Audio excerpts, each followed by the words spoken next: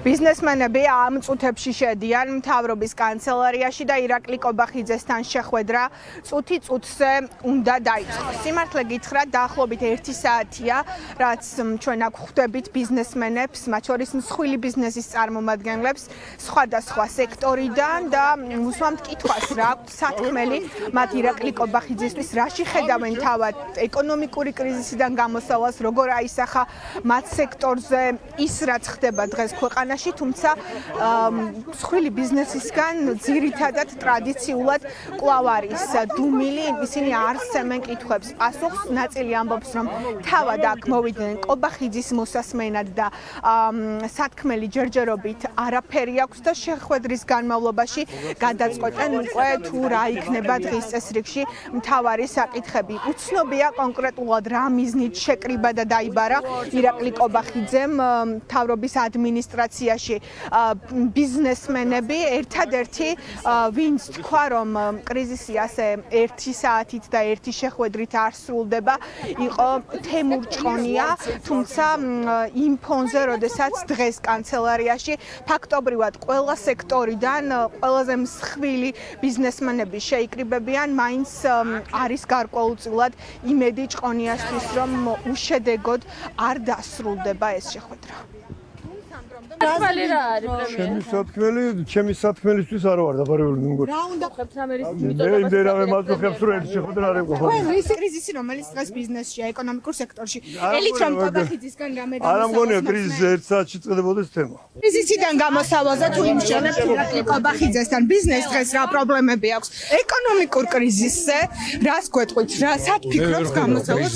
როგორ ვერ ხედავთ კრიზისს? კრიზისი თუ იქნება განსახილველი როგორ აპირებს ბიზნესი დაძლევას ეს აი შევალთ გენაცვალე გავერკვევით და მაინტერესებს რის თქმას აპირებთ კობახიძეს პრემიერის მადლობა ან რას კრიზისი ბიზნესში ახლა რა სად ხედავთ მოგვარების მიზეზს ეკონომიკური კრიზისიდან გამოსulis გზებს თქვენ როგორ ხედავთ ნამდვილად არ ვიცი შევალთ და რა ძოხებს გეტყვით მოსაგამო რაზე სასაუბროთ მოხდით რას კითხავთ ირაკლი კობახიძეს ირაკლი კობახიძესთან კრიზისიდან გამოსავალზე ისაუბრებთ. მადრი ჯაფარიძის და ხაზარაძის დაკავებაზე. თქვენ კრიზისიდან გამოსავალს რაში ხედავთ? ისაუბრებთ კრიზისს. ასევე ბიზნესმენებთან ჩვენ გვქონდა კითხვა რა აქვს სათქმელი მამუკა ხაზარაძის და ბადრი ჯაფარიძის დაკავების შემდეგ პოლიტიკოსები რომელმაც შექმნეს ქვეყანაში ერთ-ერთი ყველაზე დიდი მსხვილი ბიზნესი და ბიზნეს ჯგუფი და სწორედ ბიზნესიდან წავიდნენ პოლიტიკაში ახლა ისინი ციხეში არიან შესაბამისად ბუნებრივია მნიშვნელოვანი იყო ბიზნესმენების პოზიციის მოსმენა მათ შორის იმაზე ადგილობრივ თუ საერთაშორისო ბიზნესზე და განწყობებზე როგორ აისახება ეს მდგომარეობა თუმცა მსხვილი ბიზნესი ამ ნაწილშიც ამჯობინებს დუმილს და მხარდაჭერას არ გამოხატავს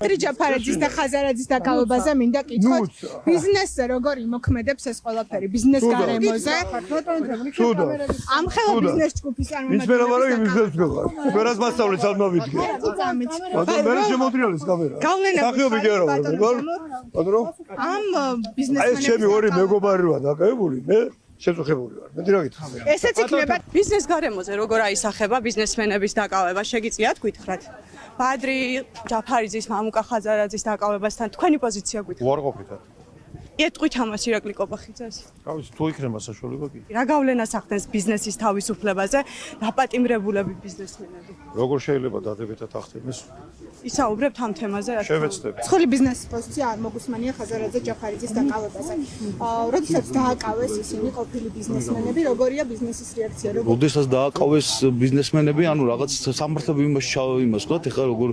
კომისიაზე ფართლებრივ ჩარჩოში ექცევა ის როგორც დააკავეს თქვენ ესე უყურებთ არ უყურებთ პოლიტიკური ნიშნით დაკავება პოლიტიკური ნიშნით დაკავებას არ უყურებთ ხაზარაძე ჯაფარიძის დაკავების შემდეგ ბიზნესში რა განწყობებია დუმს ამ დრომდე მსხვილი ბიზნესი თქვენ რა პოზიცია გაქვთ მამუკა ხაზარაძის და ბადრი ჯაფარიძის პატიმრობასთან დაკავშირებით თუ გექნებათ კითხვები?